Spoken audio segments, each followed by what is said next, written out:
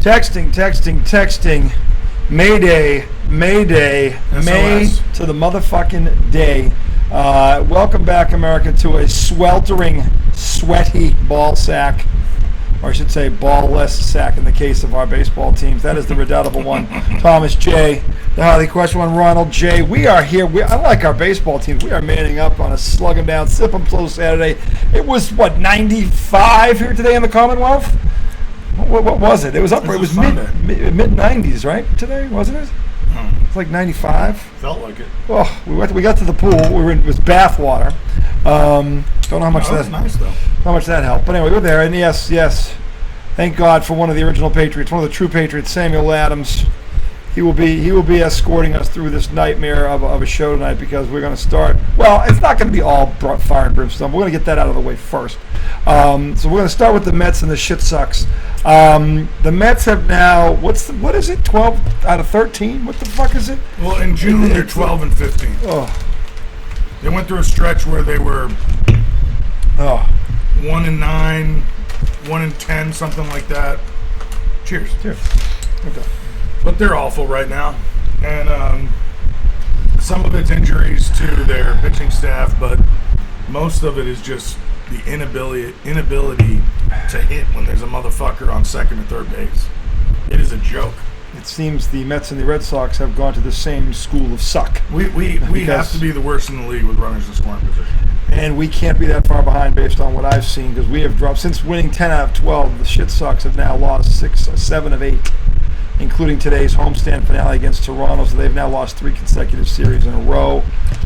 They left the bases a drunk, I think, in the 7-2 in the 8th, and I didn't even look at the 9th. I was so sick. I forget this.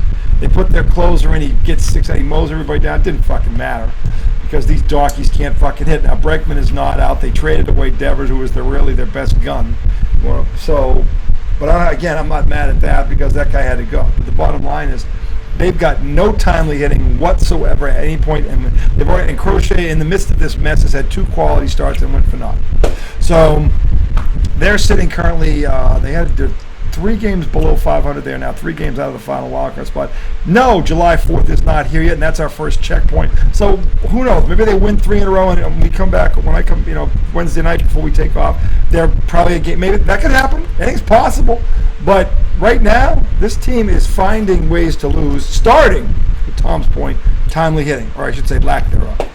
So now with the Mets, he had brought up a stat, and I wanted him to get this on the air again, because this one floored me today. I didn't know this, but this is why he's the Mets guy. Apparently, Mr. Soto has 22 home runs this year. Is that what you said to me? 21 or 22. 21 or 22 home runs, which would probably place him in the top 5 in the league, if I'm not mistaken.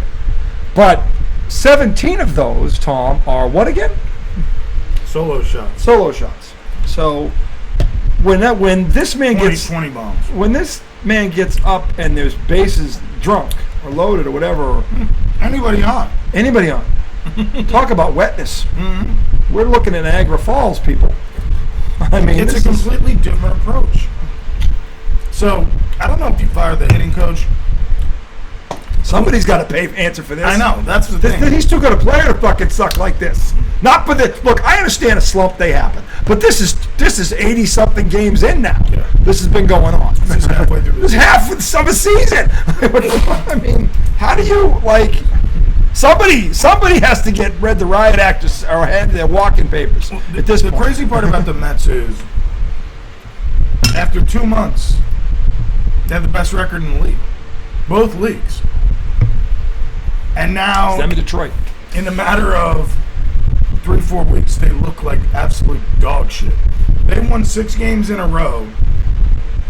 They played, and it was against trash teams. It was, but still, they did what they were supposed to. White Sox and the Rockies. They did what they were supposed to do. Yep. And then they lost 6 in a row. Bang. Lost 7 in a row. They lost either 7 or 8 in a row, and they haven't recovered. It was right after we started talking about them. Mm-hmm. I was talking about Kodai Senga was the ace. That week, he pulled his hamstring because Alonso gave him a high feed while he was covering first. Mm-hmm. Their ace, who we were waiting to get back, who still hasn't thrown a pitch, now has loose bodies in his elbow. Who knows when he's going to be back? Frankie Montas, who they signed for $36 million in the offseason, he finally pitched for his first time last week. Today was his second start, and he gave up 6 runs to the Pirates or whatever the fuck it was. It's just a whole lot of they get behind and they lay down. And last year, when they went on their run, they were never out of a game. Now, if they go down by 3 runs, everybody just packs it in. At-bats suck. The defense starts to weaken in the field. Yeah. And it's just like, what the fuck is going on here? There's too much money invested in this team for everybody to just suck. And look, the obvious, and I hate when people do this, the first thing they point at is the coach or the manager. Let me tell you something. I've been coaching a long time at all levels, from 6th grade through high school and even working with college kids. When players of this caliber are making these kind of mistakes, it is not the coach. Because I promise you, the coach is telling them. They're aware of what's going on. And if you want to sit there and talk about milk and cookies or fire and well, it's all in the delivery, that is a cop out. That is a fucking cop out. Okay, if you're a competitor, first of all, you know before the coach even says something to you. Because I know what happened when I fucked up. I wasn't waiting for the coach. Okay, I got back in the gym or in the weight room and I fucking worked on my game. I didn't sit there and fucking, I don't like the way he talks to me, He keeps moving me around. They keep changing my role. No, that's pussy ass bullshit. I mean, I don't hear any of that from our teams, right? You wouldn't hear it. Yeah. I wouldn't hear it. But I just know from 30 years of coaching that if the coach and his manager is a good manager and my manager is a good manager, I know they're saying what they need to be saying. I'm tired of fucking the GMs who put these fucking teams together going, well, the message is not getting through. Well, maybe you brought in the wrong fucking people then. Because honestly, if the message, first of all, the message should be self-explanatory. The manager shouldn't have to deliver that kind of message. You want players that hold themselves accountable, number one. Okay, the manager's there for the lineup, for in-game situations to make the right call, get the lefty up in the bullpen, or put the runner on, the guy to steal second with 1 out and move and get a runner and score. That's what the manager's supposed to fucking do. Okay, professional athletes should not need motivation. They've got it in their fucking bank account in the form of 7 or 8 figures nowadays, if I'm not mistaken. So motivation should never, ever, ever be a fucking problem. If it is not the fucking manager. It is the player or players. I am done with this shit. I'm tired of hearing it, okay? And as much as I want to blast fucking Joe Mazzulla for this stuff, when the Celtics fucking commit a lot of it's on them too, because they should know better. They should know if they've missed 14 threes in a row. Don't fucking take the 15th one. Go to the fucking basket. Of course, doesn't help when the fucking enabler's going, hey, they're going to fall. Keep chucking them. That, you want to get on him for that? Absolutely. Yes. Okay. Yes. But his manager isn't doing anything like that, and neither is Alex Cora for that matter. So I don't want to hear this bullshit about the managers not holding these guys accountable. That's a load of shit. They have to hold themselves accountable, starting with Mr. Soto. Okay, who's making what the fuck are they paying him? He's making 60 this year. He's only making 60 this year. His contract says that. I didn't say that. I said I think he's making 60. Oh, I think he's making 60. Yeah. His contract is for $767 million. Do you know what I would do? They signed him for $1 billion. I mean, and look, $750 million. All right, yeah. He hasn't been bad. His stats are great. The problem is he's not contributing to wins. The first 2 months of the season, he was below average and they were winning. And that was great. Now, he's on fire, but it hasn't contributed really to wins. There's a couple games that... Oh, maybe it's the guys around him, too. Well, yeah, it's not just him. It's not just him. But when you have the biggest check, we're going to look at you. And look, and again, should you? Absolutely. But in a team sport, it's never one guy. If a team is losing, it's never one guy. Well, look, here's the thing. As a team, we have the lowest batting average with runners in scoring position. Not Juan Soto. That's the team. Entire team. That's the team. Yeah. And I don't know how you fix that. I mean, some of it, maybe it's chance. Maybe a lot of it is bad luck, because in baseball, bad luck does come into play. You can hit line drives right at a guy, and you can get good wood on the bat, and you might hit it right at the center field. Right, or another team comes up and they hit a little blooper and they drive in 2 runs. So it's not as simple as just looking at the stat. But when the entire team is last in the league in runners in scoring position, some of it is just shitting your pants in those moments. Or, and by saying, I know that seems like a big insult. For anybody who doesn't understand what shitting your pants means, we call it loafing. We've all done it, okay? Yeah, we've done it. It's coming up in a pressure-packed situation, and instead of focusing on what you have to do, you get caught up in the moment, and you think you don't think about your normal approach. You think about everything but what you normally think about, and because of that, you can't do your job. Now, well, you can't do it to the level that you're accustomed to doing it at. Because you're in your own head. Well, you can't do a good job. You're overthinking. Whereas when these guys come up with nobody on, they're completely locked in. They're not thinking of, oh my God, I got to drive these runs in. And they can hit a single to the opposite field. They can take the ball where it's pitched and do what they need to do.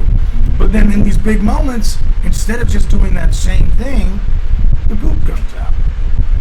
So last night, the Mets had a team meeting. Closed door, players only. And today they came out and shit themselves. It was 12-1? Yeah. Like, that's bad.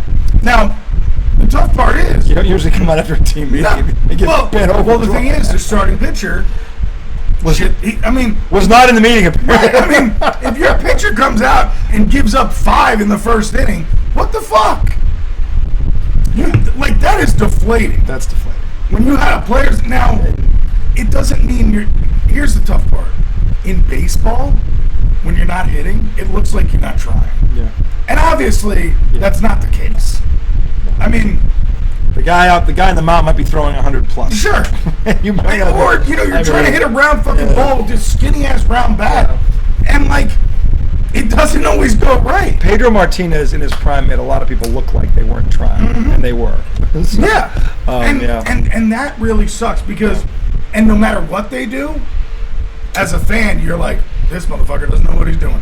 Because what happens with the Mets is, guy comes up, first pitch swinging, pop up. Yeah. Next at bat, first pitch takes a fastball right down the middle. Both times I'm pissed. But it's like, what are you going to do? Think about, and this goes back to my father because he said this to me more than once, but this is true. And this is, as a coach, as a son of a coach, the best advice I ever got from my father was, look, in sports, baseball is probably the worst when it comes to this. There's only so much you can control. There's a lot of things that are beyond your control. So my father would always tell me, whether it was football or basketball or boxing, track, whatever, he'd say, look, focus on what you can control. Don't worry about the stuff you can't control. Your talent will take care of the rest. Because once you start thinking about the stuff you can't control and trying to figure out how to control it, and you can't, that's when this happens. And every athlete's made this. I made this mistake in the Boston Garden in front of 10,000 people. I was 16 years old. Okay, I was flustered by a building and a floor and rafters with all, and I just got lost in the moment. I wasn't ready for that. And I don't know how. To be fair, I don't know how you prepare someone for that moment, because if you haven't walked into an environment like that, most people haven't. Let's be honest. You can do it. You have to do it more than once. I mean, it's all about just what I should have been doing was, look, the rim is 10. It should have pulled the Hoosiers. The rim is 10 feet high. The foul line is 15 feet out. Ignore everything else. Just play the game. Yeah. If I had done that, things would have been drastically different. Well, they didn't. But that didn't happen. If you had done that, you wouldn't be a human. But this is the thing. These guys are still human too. Right. So as much as we get on them, we understand that these moments happen, and sometimes a lot of it is beyond your control, so you can't worry about that stuff. Mm-hmm. And that's easy to say. It is not easy to do when you're in the moment. Right. It's not. So, which is why they get paid what they get paid, because most people can't do it. Yeah. The reality is most people can't do it. When someone says to me, that guy doesn't know what he's doing, I'm like, oh, really? So if we dropped you down into that scenario, you'd know exactly what to do and be able to execute it? I seriously fucking doubt it. So a lot of this stuff, at least with me, is in jest. When I get on athletes, it's just because they say something that has nothing to do with the sport itself. It's about something else. And they try and tie it into what's going on with them, and that's ridiculous. I'm not talking about their personal lives. I'm talking about other shit. Stuff that doesn't really matter. Well, it's kind of like this. Me sitting on my ass, fat guy, not playing sports. I can watch a game and say, Be ready for the fastball. He's gonna throw a fastball right down the middle here. Don't let it go because it's the only strike. The batter walks up and watches the fastball and swings it 2 balls in the dirt. Yeah. And it's like, the Red how Sox did I know that, but he didn't? It's different when you're in the game. Not that he didn't know it. It's that he maybe if the fastball was a 99 and he didn't see it, or he went to move and it was already over the plate, and at that point it's too late because you got to time it. But here's the other part of that is maybe in the scouting meeting that morning they said he's going to start you with a breaking ball. Don't swing at it. Yeah. And then the pitcher throws a fastball. And then the pitcher throws a fastball. So it's like, I'm looking at it going, how did you let that happen? Who knows what information? These guys get so much fucking information. Too much. This is the other problem. Too much at This sometimes. is the other problem. The information overload. And as an athlete, this didn't start. It's been going on forever. Yeah. Trust me. I can tell you, when I was playing, before I broke my neck, and all we did was win, from the time I got out of the car into the gym, I probably had 10 different people giving me 10 different points of advice on what to do tonight. And none of them were my coach, I might add. That's before you get in to the gym or the football field. And then you start getting this from all the... Now it's like, oh, everybody shut up for a minute. You were a professional. Yeah, it's even worse. It's way worse. Because now you got the media fucking... And you got fucking these, putting shit in your head. you got these Stephen A. Smith guys who make millions because people value their voice and their opinion, and you got them talking. Hey, you're 6 for 26 right now. Right. Like I'm watching, like I'm God. You want to smack Stephen A. upside the head and go, really? You could. We saw you throw a baseball off the mound like a girl, and you're gonna fucking tell me what to do? Don't say like a girl. We know. Actually, that's true. There are girls that could have reached. Yeah. That's even better. Thank you. That's even better. There are girls that could have put that right down the pipe, and you skip rocks, and you're gonna turn around and like honestly, Stephen A. lost all credibility at that point. Like right there, I'm like, you can't say another thing because that tape is gonna roll forever and ever and ever. So that's like when he airballed, when he was like shooting pregame. Oh my god! And he took a couple dribbles. I would have loved to have played him one-on-one. I'd have kicked the holy shit out of him. Oh my god, I would have embarrassed him. And yeah, Stephen, I got Division I letters too, so I would have fucking whipped you. I'd have toyed with your ass. Okay, the guys that I scored on regularly went pro. Okay, you no. So you wouldn't even flinch. I wouldn't even flinch in the face of you. But anyway, the point is, look, this is the problem, or to the detriment of the athlete. Now look. Why do they get paid this amount of money? Because they're supposed to be able to handle all this shit. Yeah. And it's a fine line. And there are nights when they get it right and like, oh my God, he's the greatest motherfucker I've ever seen swing a bat. And there are days where you're like, how did this guy, what are they paying him a nickel for right now? That's sports. Yeah. John Starks is a hell of a player. He went 2 for 18 in Game 7 of the NBA Finals. John Starks is a much better player than I ever was. And he went 2 for 18 in the Finals, Game 7. Like, that's his signature game. Okay, people try to muck it up with this half dunk on Jordan. No. He's 0 for the century against Jordan. Okay, one baseline dunk ain't gonna undo all that. Okay, and it was over Horace Grant. Let's be clear. Okay, the fucking I'm like Bill Paxton or somebody. Yeah, there was like a bunch of. And like Jordan comes in at the end when it's already like that. Oh, there's Jordan. Like fuck, he's already in the air.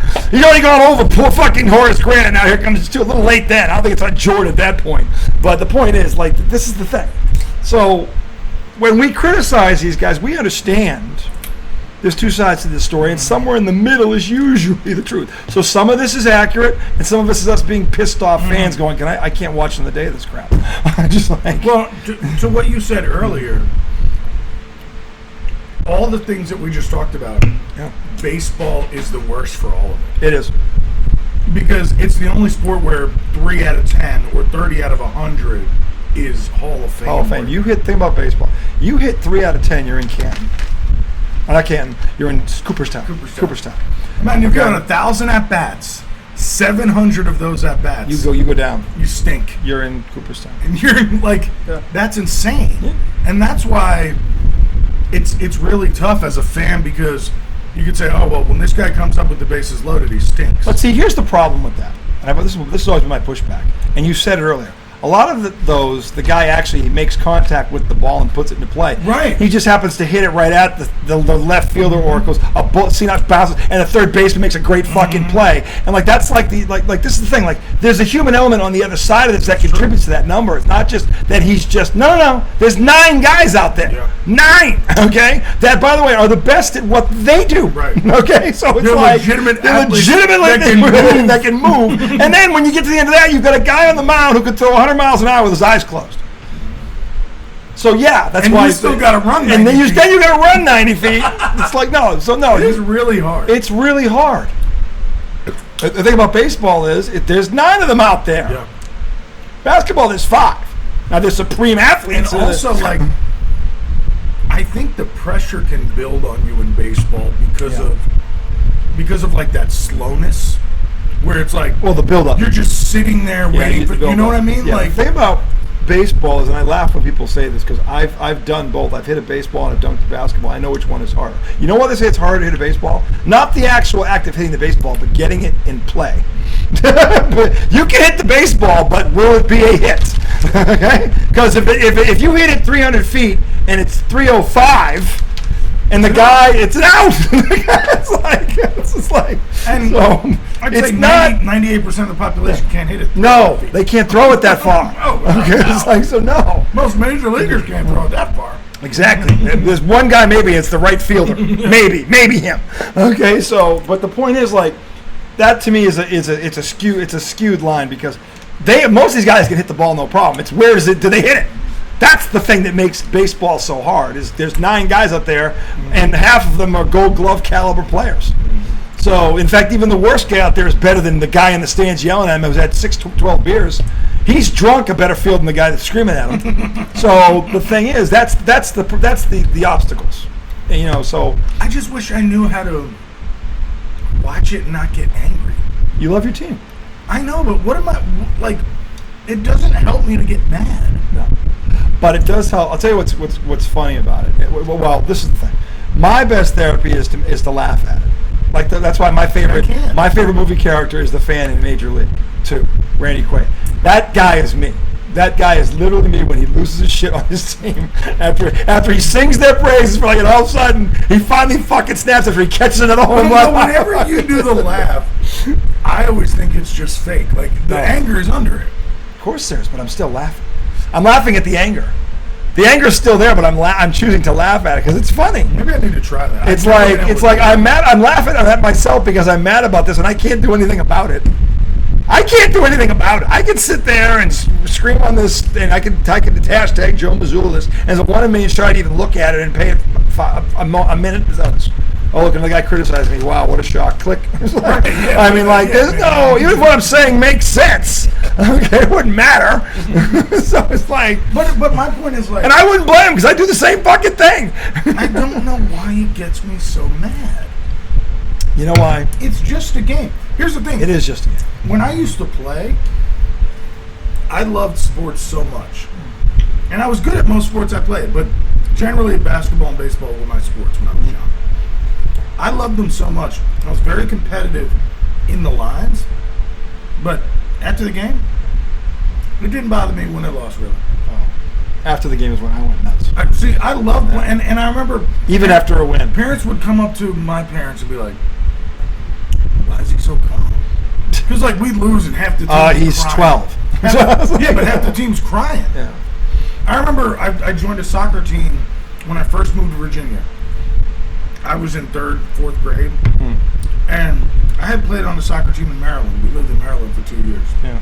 We lost every game. I moved to Virginia, and my neighbor happened to be a really good soccer player, and his team was great. I got on their team, and I was good at what I did. I played back. Yeah. I could kick the shit out of the ball, and as soon as I saw it, I would just boot it the length of the field, basically. And we lost our first game. It was the first game we had lost, like midway through the season. Maybe it was your fault. Everybody was crying. No, everybody was crying. I'm kidding. And I was talking to my parents. I was like, why is everybody crying? They were like, I mean, I had come from a team where we did not win a game all year. We didn't cry. We just went home and said, well, we suck. which is a different kind of therapy. But anyway, My point is, most when I played, I didn't get hangry. I enjoyed the sport. the only thing I can say about that is, and this is not all, because there were guys that, they were good no matter what. But most of the teammates that I had, that my best ones were the ones that took it home with them. Because I knew that guy was not going to, or was going to do everything in his power to make sure that whatever happened to us did not happen again. Not on his watch. And by the way, when you have guys like that, it's very comforting to know that you're not the only one that feels that way. And that's usually when teams go on and win state championships, like all of those ones actually did. Because there were guys like that. Not one guy, guys like that. So I don't have a problem either way. Sports was like an escape from other stuff. There are Tim Duncans out there who you'd never you look at his face, you'd never know what the score is. Mm-hmm. But he was a killer.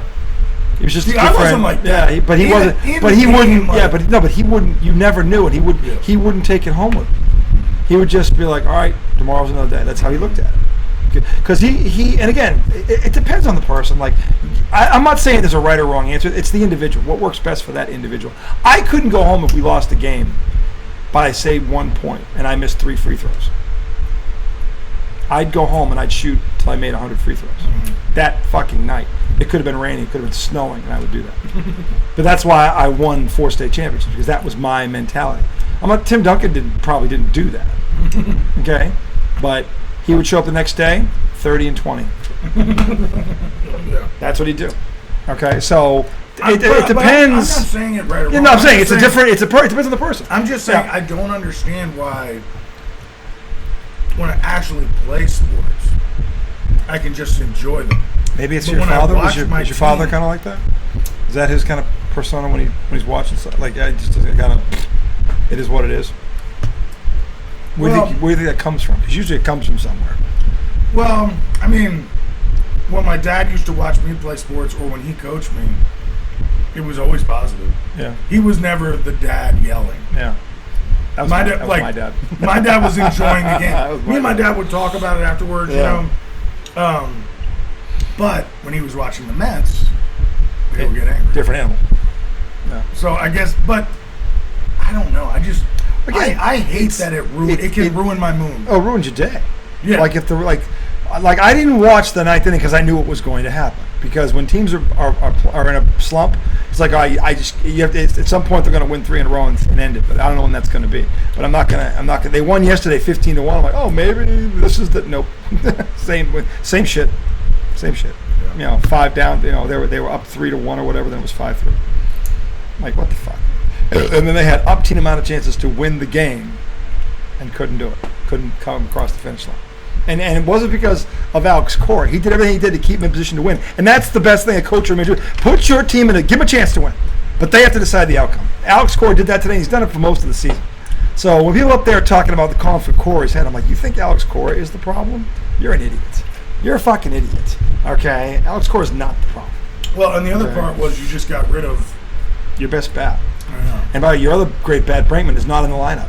So timely hitting is hard to come by when that guy is in the lineup. It's tough to come by. He's not there. And you and I have talked, and you said earlier, I actually didn't. I think they needed to get him out of there. They had to get him out of there. But they were 500. They're not worse now than they were with them. They're the same fucking record. They've been like this all year long.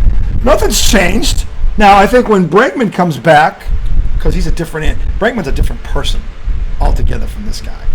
That whole thing, and then by the way, clue number 1 was when Brinkman came here and they asked him about it. His response was, I'll play wherever they want me to play. I'll do whatever. That was Brinkman's response. Devers handled like my son.